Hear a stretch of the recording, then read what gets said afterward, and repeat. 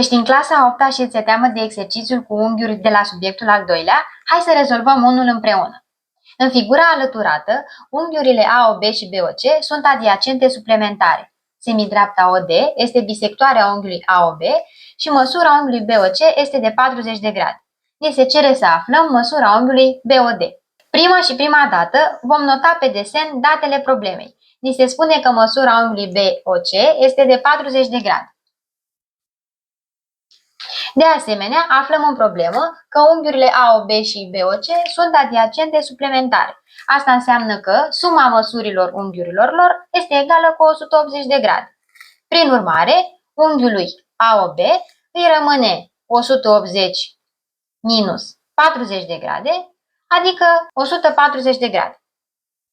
Semidreapta OD este bisectoarea acestui unghi. Asta înseamnă că OD împarte unghiul AOB în două unghiuri congruente. Prin urmare, unghiul AOD și unghiul BOC vor avea fiecare 70 de grade. Măsura unghiului BOD este de 70 de grade.